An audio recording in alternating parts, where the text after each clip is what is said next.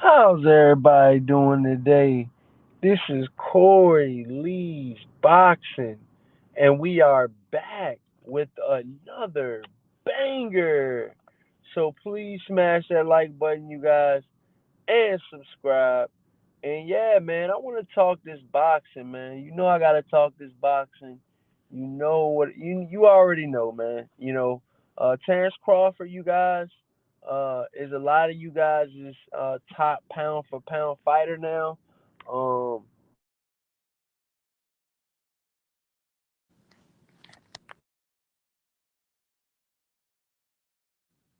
and rightfully so. Rightfully so. But I'm gonna go one step further, you guys. I think, especially lately, um, I believe that Terrence Bud Crawford from Omaha, Nebraska, is the face of boxing right now. And the reason why I say that, you guys, is because everybody and their mother is gonna want to see who he fights next. You know, I mean, yeah, Canelo Alvarez is fighting coming up, but I mean, everybody's still talking about the Terrence Crawford fight and the Earl Spence fight and what he did to Earl Spence. When you do something like that to a top guy, to another top pound for pound guy, and you just destroy him like that. And I mean, all credit and all respect to Earl Spence, but Earl Spence got ran through. That's just what it was. You know, I didn't see him hurt, stunned, you know,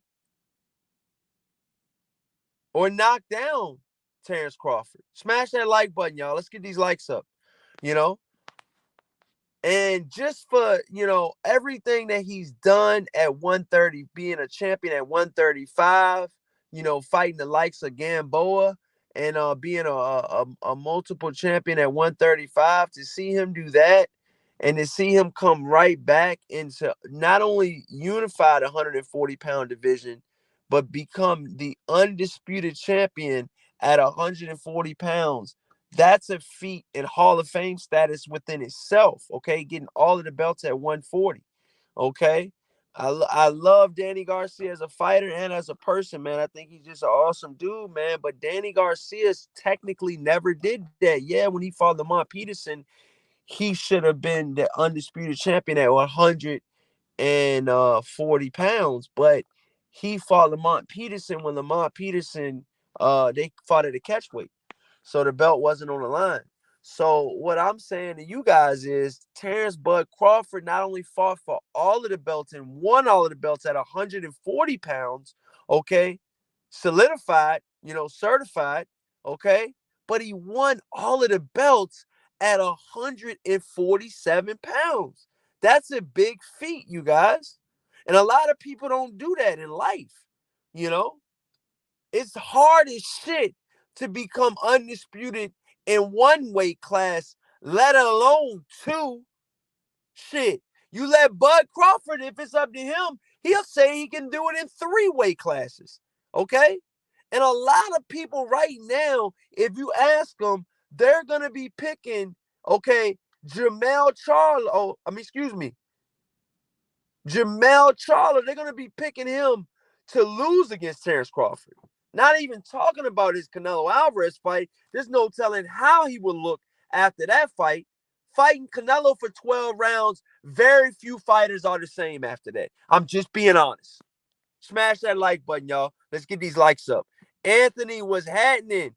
Corey, don't forget Bud was a lineal champion at 135 pounds. If you just tuning in, smash that like button. Anthony, if you're just tuning in, I said the 135-pound division. I said he beat Gamboa and them at 135 pounds and won multiple championships at 135 pounds, then moved up to 140, where he captured all of the belts at 140. Then I said some people don't even do that in a lifetime. You know, there's very, very, very great fighters out there right now, you guys. Very great fighters that are out there right now that have not done what Terrence Crawford has done, you guys. You know, I'm just calling a spade a spade. There's very few fighters, okay, on the planet that have done what Terrence Crawford has done, you guys. He has become Not only the world champion in multiple weight classes, you guys, but he's beat some of the best guys, at that time that he could fight. Earl Spence, yeah, some people will be like, well, this is his biggest win. This is his biggest win. This is his biggest win. But to be honest with you guys, to be honest with you, I just want to ask you guys a real question, you guys. What were you guys thinking about Terence Crawford before the fight? Because I picked him to win. I still got $50 to collect that I still haven't collect from that fight. Smash that like button, y'all. Let's get those likes up. You know? But I mean, to talk to you guys about why I think Terence Crawford is the best, I mean, at 147 pounds, not only do I think he's the best at 147 pounds, but I just think he's the face of boxing right now.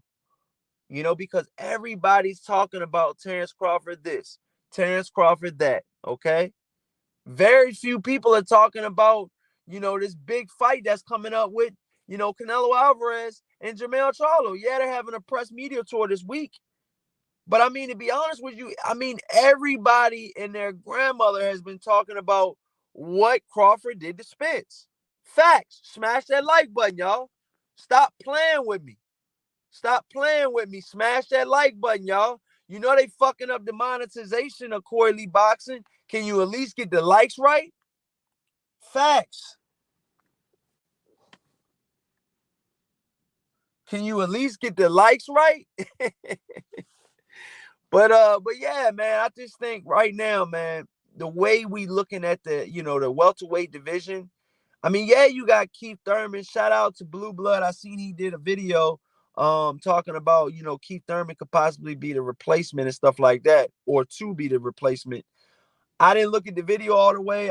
Like I said, I just seen the headlines, but I'm going to be honest. If Keith Thurman does fight Terence Crawford next, I really, truly don't think that's what the fans want to see. Yeah, we'll watch it.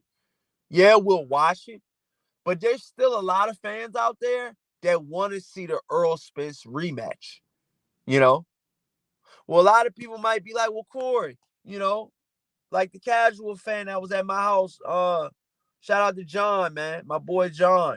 He came from my birthday party. Mind you guys, my birthday fell on July 30th. This was one of the best birthday presents a motherfucker could get. You guys got to understand, my birthday's on July 30th. This fight was televised July 29th. They walked in the ring and were in the ring fighting on July 30th, on my birthday. Okay? We didn't get an official winner of this fight until my birthday. So I just thought it was just an awesome day, man. And I picked Crawford to win. You guys got to understand, man. I know I'm all over the place right now, but smash that like button.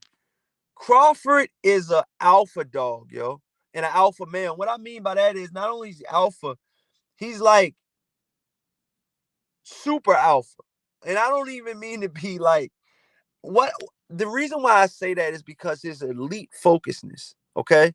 To not give a fuck about anything that's around him, to just get the fucking job done, okay? And his foot placement, his footwork, okay, and his punch placement were outstanding against Earl Spence. Not to mention his counter game was through the roof. Smash that like button. He says, I had it 50-50, Corey. I just wanted a good.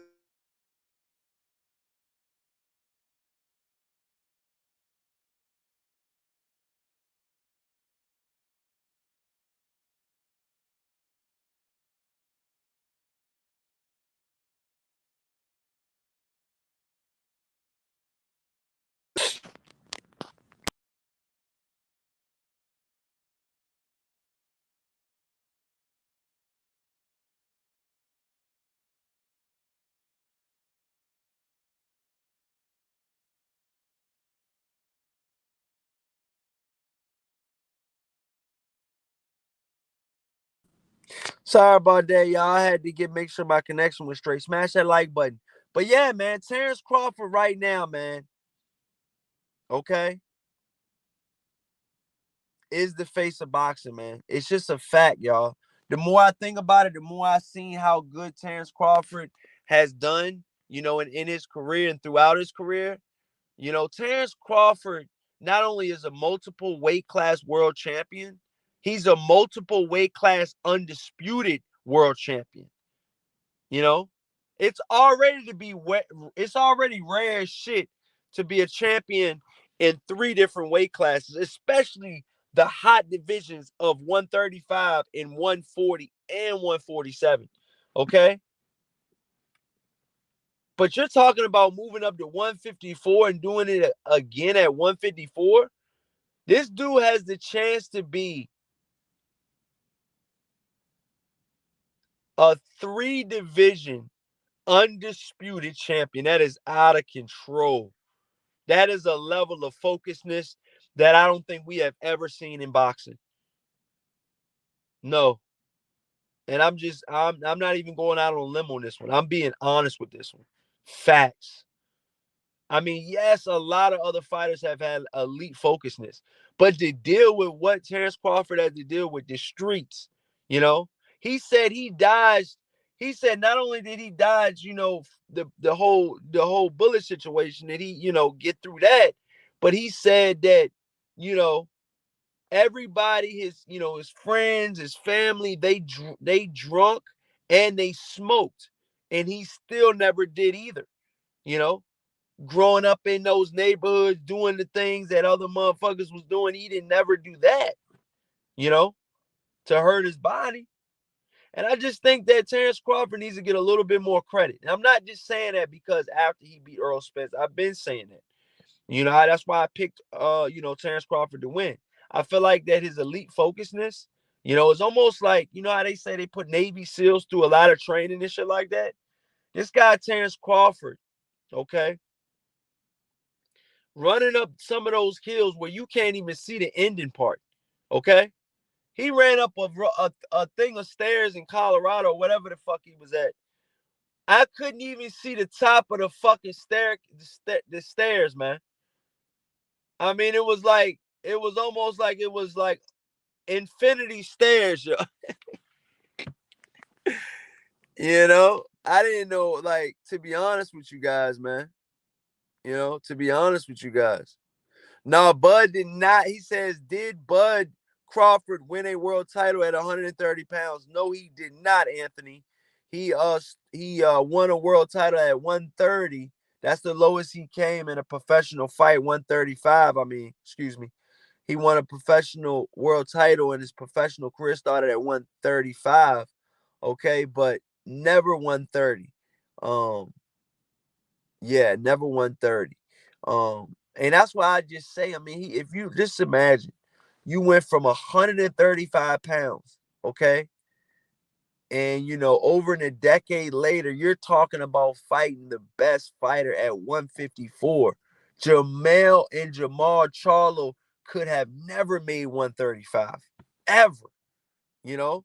So for Terence Crawford to take on a challenge like that is respectable, man. But I'm gonna be honest, man. A bigger question is, what's gonna be left of Jamel Charlo? Okay, because after, I got a feeling after he fights Canelo Alvarez, and I'm not wishing anything on anybody, but I'm just calling this, facts a fact. I just think that he's not gonna be the same. I just really truly be honest about that, man. Canelo Alvarez is a whole different beast, you know. And yeah, he took that L to Bivol, but Bivol was 175 pounder. Canelo Alvarez should have never been up there fighting those guys. And I'm not even trying to just, discredit him or take anything away from him or anything like that. But when you're tracing greatness, shit like that happens. You run into a roadblock, motherfucker. And that's what happened. You know? Bivol wasn't going for any of that shit, and he was on his ass, the whole night. And I believe he could have possibly stopped Canelo Alvarez if you want to get technical with that shit. Because I know if he would have fought all the better beef, that shit would have been a different outcome. Yeah.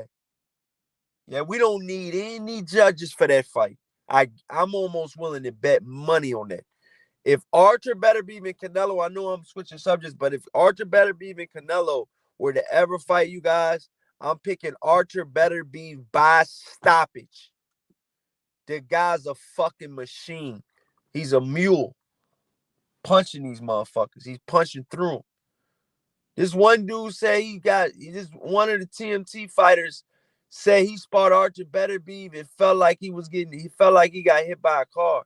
He actually did. So this shit was crazy. So that's why I was just like, damn, for real? And then you hear other sparring stories of Arthur Beterbiev fighting other guys, man. You're just like, what the fuck? And Canelo Alvarez was at that division at 175 pounds, but he fought Bivol.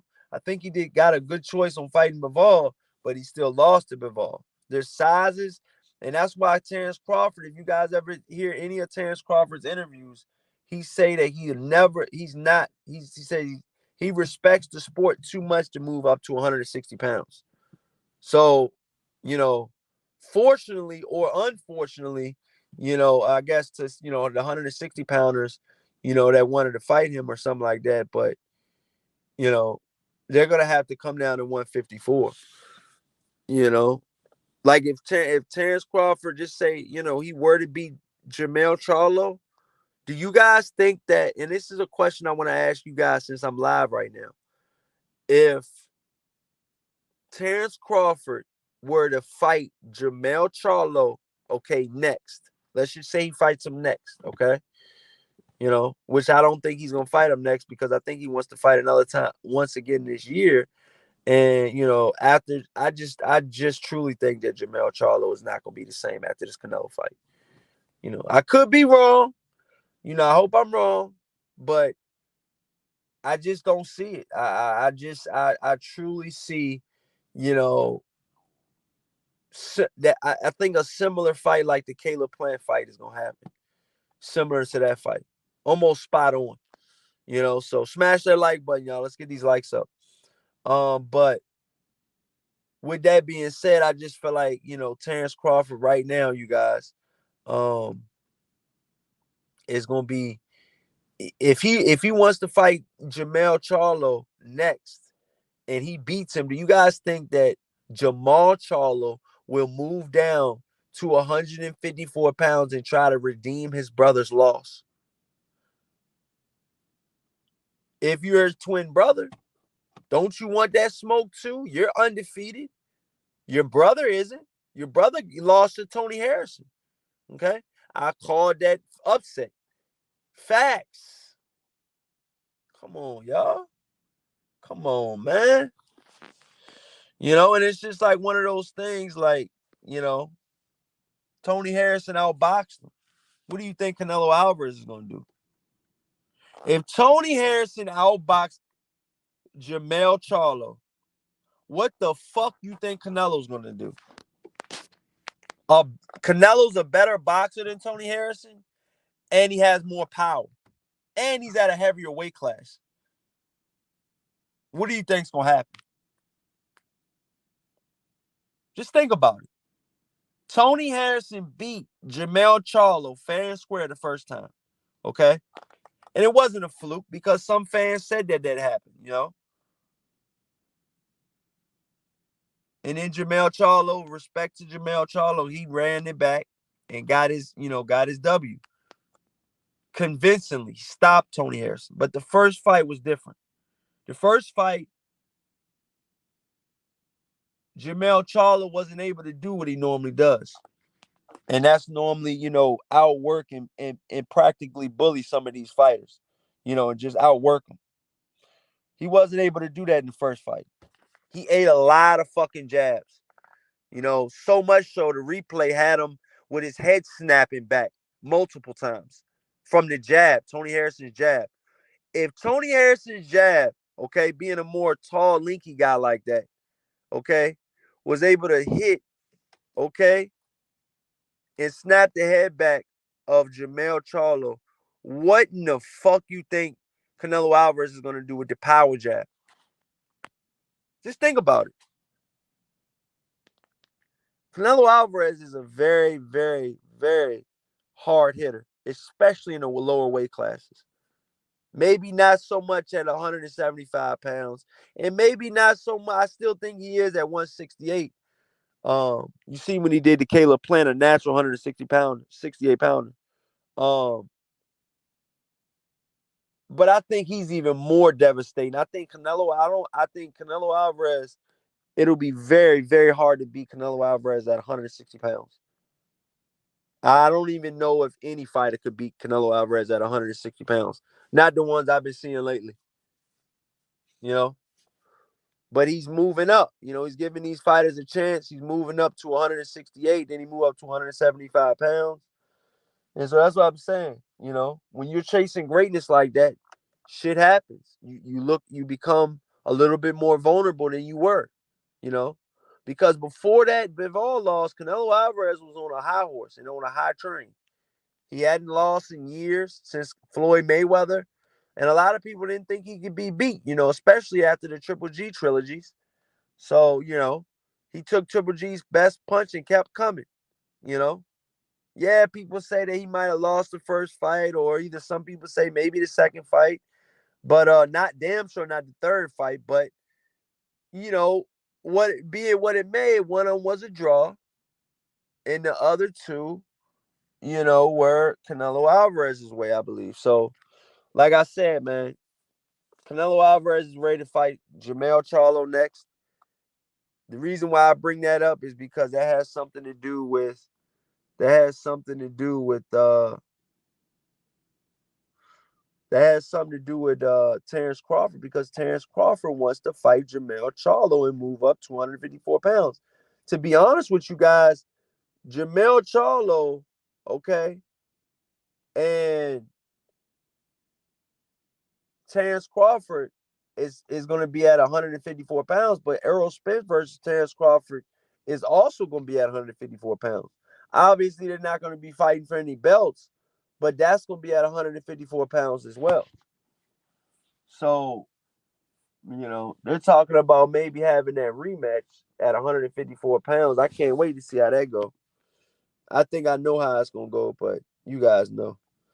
Anthony in the chat says if Crawford moves up to 154 pounds, I think he maybe fights someone like Fedora or Castellano. No, I think he's going to go straight for the champion. The guy that beat one of those guys you're talking about, Castano, which that first fight was close. But Jermell Charlo's a bad, bad, bad, bad man. You know? But Canelo Alvarez is a dangerous man. You know? There's a difference. And I just think that it will show that night of the fight. I respect the hell out of Jermell Charlo. I love what he brings to the sport. He brings, you know, fashion. He brings, you know, style, power, knockout real power, you know, with style. You know, he brings out, the almost kind of like the flashy lifestyle. But he wants to be very respected, you know. Like what I mean is Canelo Alvarez or no, excuse me, Floyd Mayweather, you say fuck you to Floyd Mayweather, he'll get his security guards and just probably they'll just beat the shit out of you. You tell Jermell Charlo fuck you in his face, he might beat the shit out of you. He don't care like about the lawsuit type shit. I think he just wired a little different. Now I'm not saying look, you know, sometimes you gotta use your mental with these motherfuckers too. And I just feel like Canelo Alvarez's mental is a lot more stronger and stuff like that than Jermell Charlo. But like I said, I just really want to see what's gonna happen in this Jermell Charlo versus Canelo fight, because that'll determine how I'll pick this Crawford fight. You know, if Jermell Charlo goes out there and beats or knocks out Canelo Alvarez, listen, man. Listen, man. If Jermell Charlo knocks out Canelo Alvarez, listen, man. I have to pick him to beat Crawford, man. If that's what he's going to do, But I don't see him doing it. I just don't see him doing it. And there's no knock on him, but I'm calling it right down the middle, you know.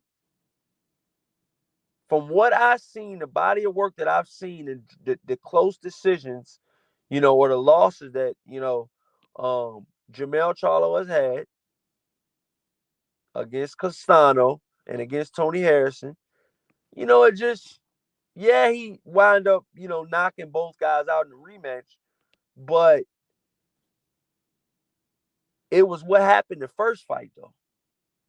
And it just didn't happen once. It happened more than that. So it's like, how are you going to look against Canelo Alvarez, arguably one of the best fighters in boxing right now? You know? So I just, you gotta take all of that into consideration, man.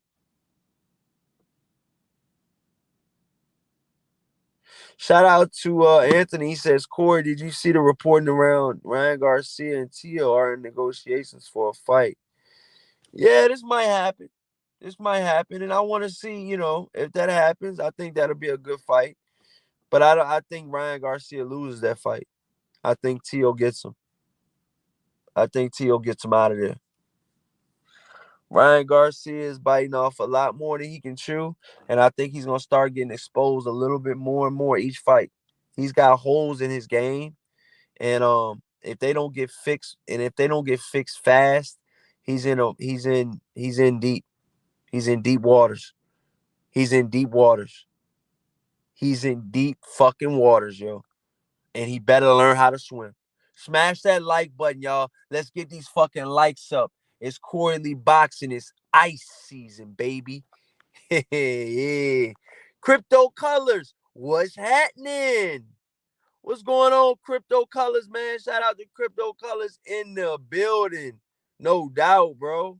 Salute. But yeah, man, if Ryan Garcia doesn't tighten up his defense and start, avoiding these big punches, which I really feel like Derrick James is not going to be able to do. And it's not because it's a knock on Derrick James, it's just because, like, you want Derrick James to literally work a miracle in, like, literally less than 1 year. You know, it just doesn't happen like that. I'm sorry. And this is like your, second or third or fourth trainer. I mean, it's like, what are we doing? I mean, hey, you know, leaving your, the first trainer, was a good move. I understand. I mean, I'm not knocking that, you know. And then when you fought when Joe Goosen said that he was training you, he said it was almost like a partnership, you know, almost like he almost let you do what the fuck you wanted to do. When he said that, it was the writing was on the wall. You know, he says he says you don't train Ryan Garcia. You know, you work with him. Like, what the fuck does that mean? Like, you're a trainer, you're a coach. Like, what does that mean? You don't coach, Ryan Garcia. You work with him. Like, what? Like, you're Ryan Garcia's head coach, head trainer, and you don't work with him? That's the words that come out your mouth? Red flag. Automatic red flag for me. Automatic red flag. Like, what in the fuck are you talking about right now? You're telling me that Ryan Garcia is not taking any word, like, he's pretty much, you're just there. You're just there. Hey Ryan, do you feel like running today? Hey Ryan, do you feel like hitting the punching bag today? I know you're gonna pay me the money you said you're gonna pay me, but I just thought I'd ask. So that's the type of shit you got going on, Joe Goosen. Big respect to Goosen. Think he's a hell of a guy. Talk to him. I mean, seen him on interviews. Um, I believe we were at the same function before. I didn't get a chance to interview him. But like I said, man, I think the guy's a good guy. His brother, was a good guy, was Andre Ward's trainer. I mean, was Andre Ward's manager. Excuse me. Joe Goosen was the was the trainer. But think he's a hell of a guy, both him and his brother. But like I said, man, once you get down to that level where you're letting the fighters dictate what you do and what you don't do, it's like, what the fuck are we doing? Are you training or are you not? Like Robert Garcia said about Anthony Joshua. He said, look, he said it was pretty much a shit show. I told him I wanted to fight back. That's what Robert Garcia said against Anthony Joshua. He said, what the fuck are y'all have going on here? This is supposed to be a training camp. What is this shit? He wanted to fight back.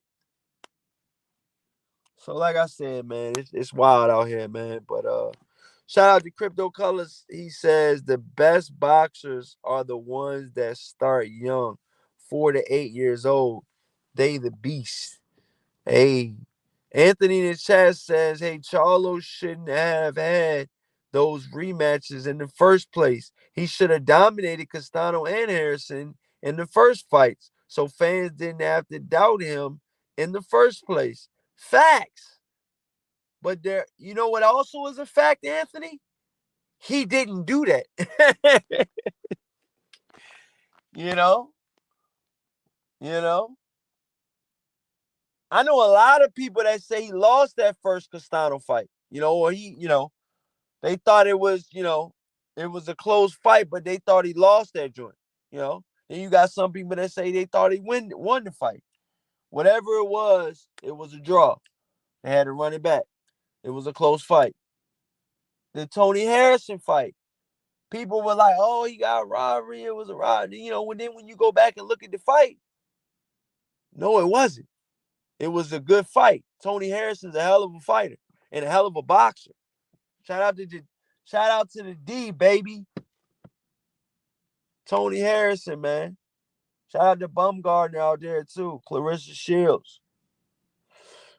Everybody holding it down out there. Banks. Klitschko's training. You got a lot of guys out there. Emmanuel Stewart. Shit, Tyson Fury trained in the Crunk Gym. It's just legendary in the Detroit, and out in that area, man. It's just a good, there's good fighters that came out of that area,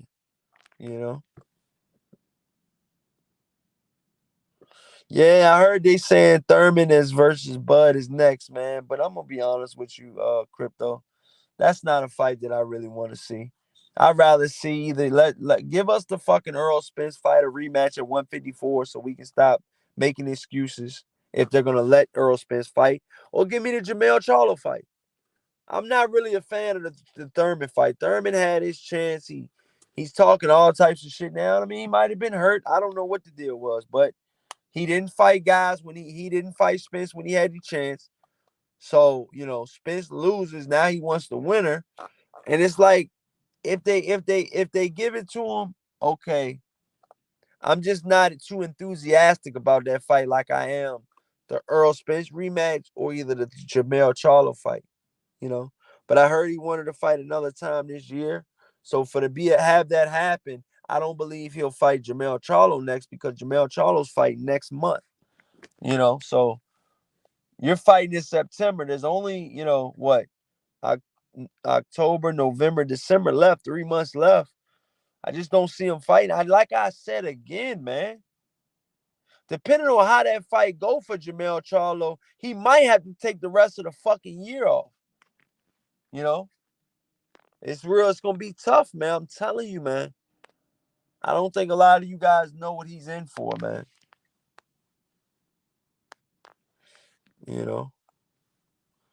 Shout out to Crypto Colors. He said, I want to see Thurman versus Broner. That fight would be so entertaining.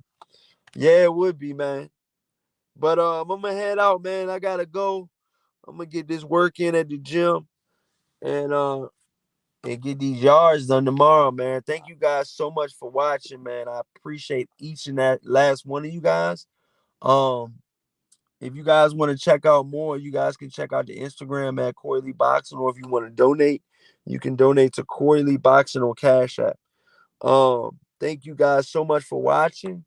You guys can, if you guys want to contact me about anything, you can contact me on Instagram, or you can contact me at Corey Lee Boxing at gmail.com. Thank you guys for watching. This is Corley Boxing, and you definitely been hit with another banger. Peace out, you guys. It's ice season. Later.